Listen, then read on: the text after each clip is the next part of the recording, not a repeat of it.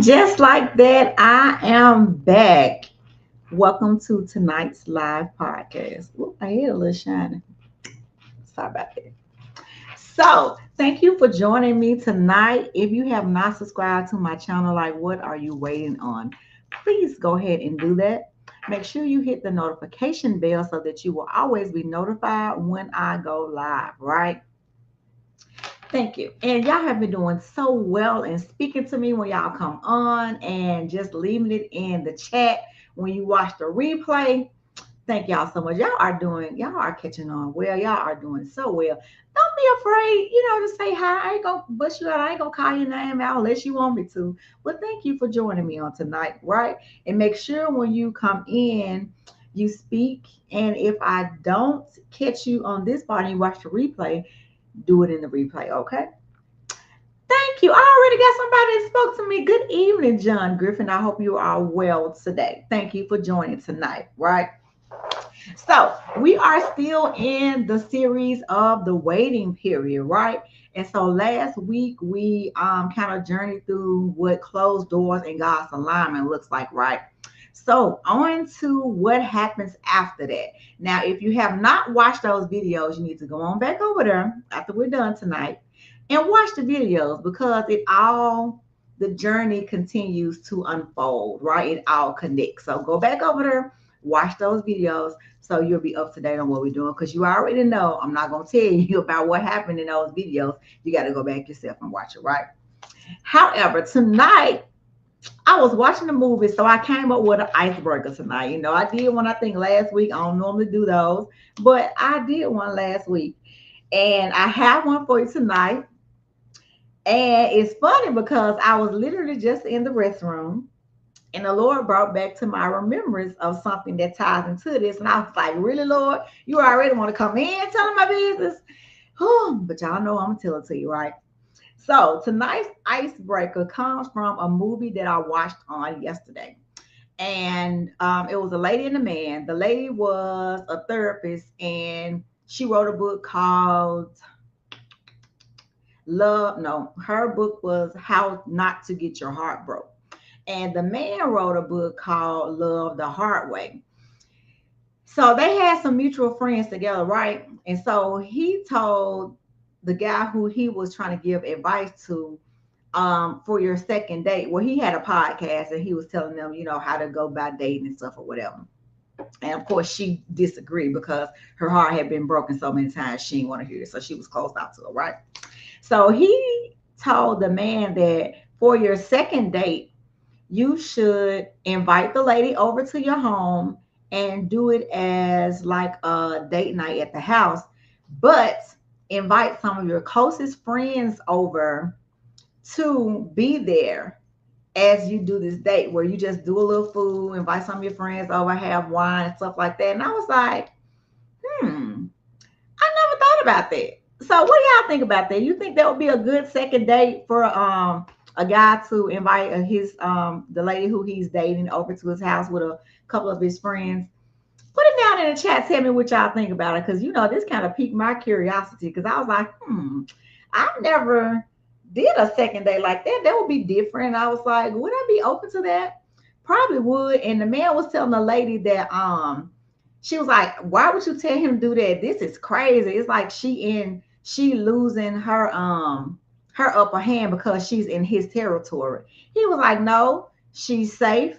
She in an environment with other people, so nothing bad can happen to her. So he made some good points on it, right? And so I was like, okay, that might be a good idea. I've never done that. But here come the Lord bringing up my remembrance. I went on a date to a party, but it wasn't a second day. I don't remember what date it was, right? So I went to, it was a fight party with this guy. Now, he picked me up and we went out to his friend's house, which was way out somewhere in the boonies. I can't even remember how to get there. I just know it was way out. Here's the thing. The Lord told me to drive my own car. Yes, he did. And I was like, no, Lord, I'm just going to ride with him because, it's always my fantasy to get on the passenger side, as they say, be the passenger princess and ride all the way out there and let him drive or whatever. Let tell y'all something. Listen to the Lord, because I didn't listen to the Lord.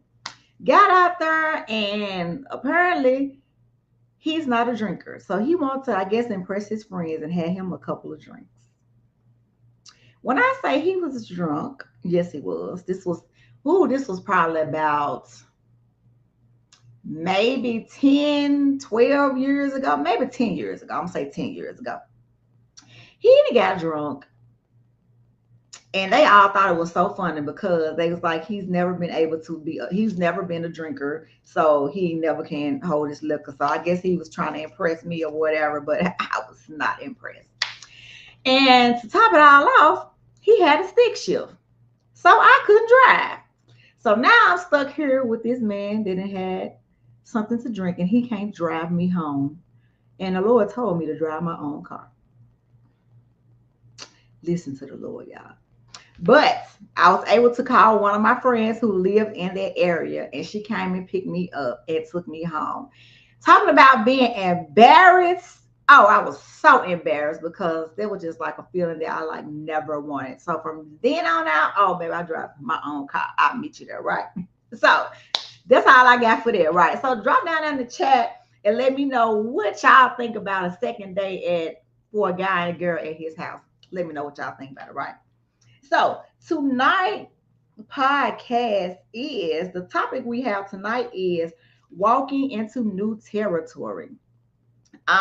So if you watched last week, you already know that we talked about closed doors and God's alignment, right? So after God has closed the doors, after he has put you in alignment with the new things that you are walking in, like, okay, Lord, what does it look like? What are we doing? So, I've been doing my notes, so I got some notes for you. And it says walking into new territory. Closed doors aren't just endings, they're divine punctual marks. And when God shifts you into alignment, it's not just about clarity, it's about consecration.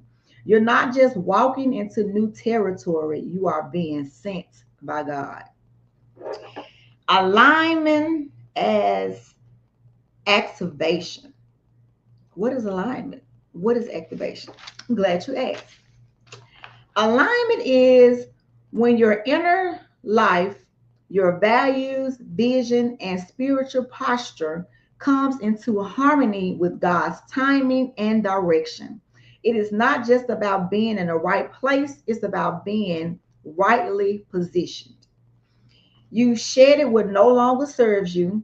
You've clarified what you are called to carry. You are cultivated rhythms that reflect your readiness. Alignment is the starting gate. What is activation? What it means to activate it. It is the movement when alignment becomes movement. It's when God says, now is the time.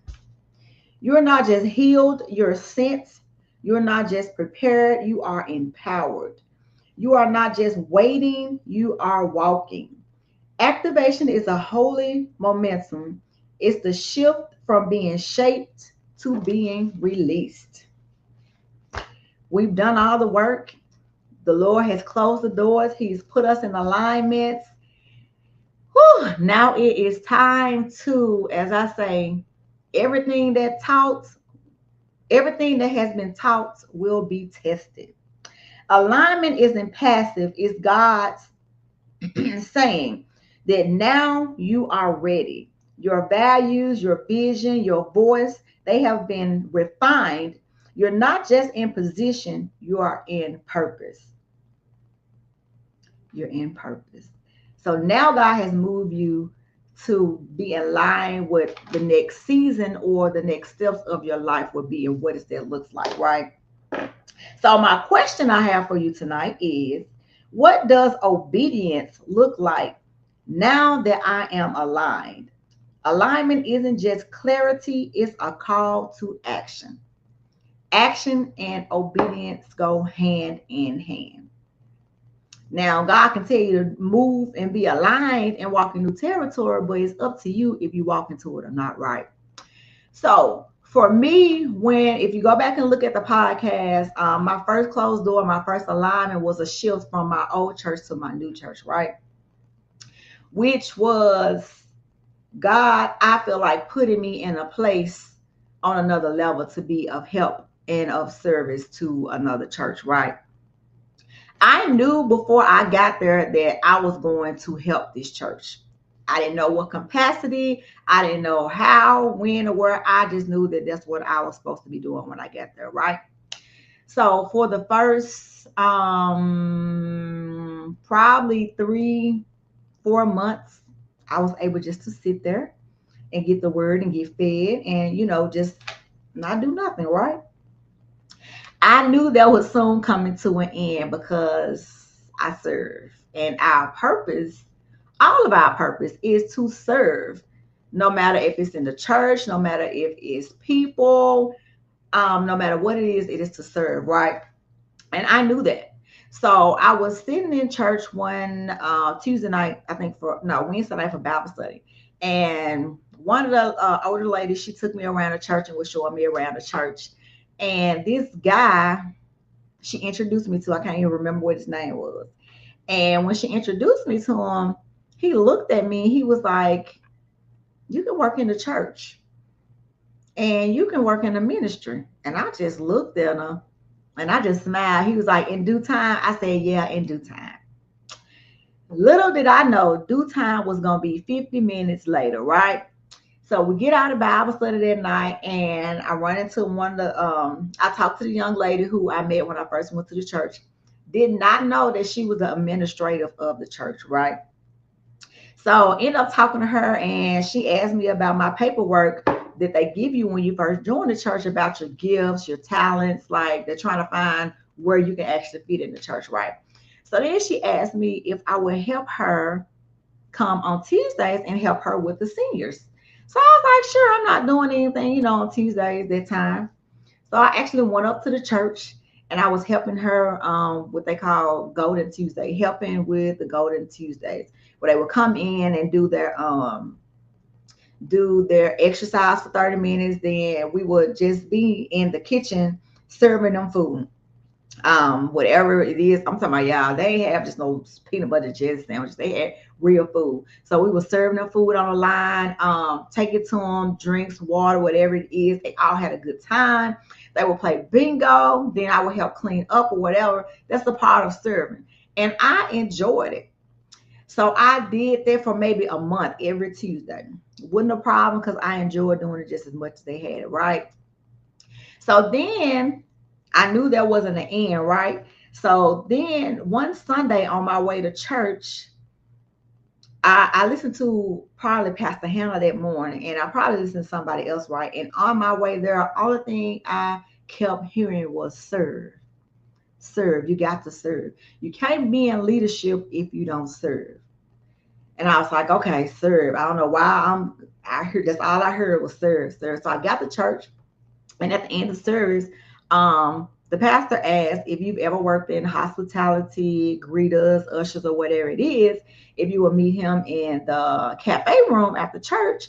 So he had a message for you, right?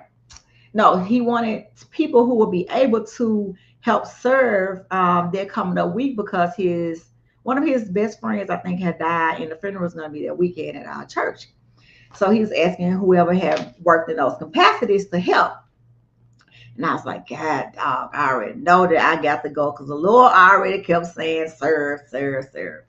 So mind you, I'm new to the church. I'm really trying to blend in because it's new territory. I ain't trying to stand out. I'm just trying to mind my business, sit there and get my word, right? So I go down after service and listen and sign up to help for the repast that was going to be at the church. Now in my mind, I said, now I work on Saturdays in the salon. I said, so if I don't have any customers on Saturday, then I'm going to go and help. Y'all know I worked all week until Saturday, did not have one client on Saturday. So that meant what? I got to go. But let me tell you how the devil tried to come in. It was a beautiful Saturday outside, and I was like, You could stay at home because it's a nice Saturday outside. You ain't got nothing to do, no obligations, no clients. You can just enjoy this Saturday. It's beautiful. I said, no, I can't do that. I already committed to helping them and I ain't getting no clients, so I'm going to go. I had already knew that she was going to have me with the first family. How did I know? That was the definite of the Lord. I already knew that I was going to be serving them. I didn't know what capacity or whatever. So we got there that Saturday and she called off. She went on the list and called out everybody's name. And sure enough, when she got to my name, what did she say? Serve the first family. I was like, God, you told me. So I was prepared. Now, mind you, I have never worked in hospitality. I've always worked with like greeters. If we needed help on Saturdays, at my former church, I would help greet. Even usher sometime, not that many times, but never working in hospitality. So this was very new to me, but I actually enjoyed it. Child, I had my little push cart. I was pushing the lemonade and tea, taking plates to the first family. The lady who lost her husband, just taking care of them. And I was extremely proud of myself because I enjoyed serving on that capacity. So I felt like I was being aligned for not the old thing that I had done previously at my old church, but something new because I was thinking about what am I going to do here? Am I going to do the same thing I did at my previous church? And then someone told me no, that when God moves you, he doesn't move you to put you in the same place. He always moves you and elevates you to another level. So I knew that meant that I couldn't go over here and be comfortable in the positions that I've already been in, right? So I had to step up and do something different. And I enjoyed it. And while we was even sitting there before when she gave us our assignments and stuff, and she was telling us that we got there early. So she was like, so y'all just make yourselves at home. Y'all talk to each other. We already family. Y'all know each other. She said, well, I do have one new friend. And I was like, oh my God, I know she ain't. And yes, she did, y'all. She done told the people my name. She done told them the church I came for, how long I was watching. I was so ashamed. But it was such a blessing because the people embraced me. They were talking to me, telling me what churches they came from, how long they've been at their church. And it made me feel a part of the church.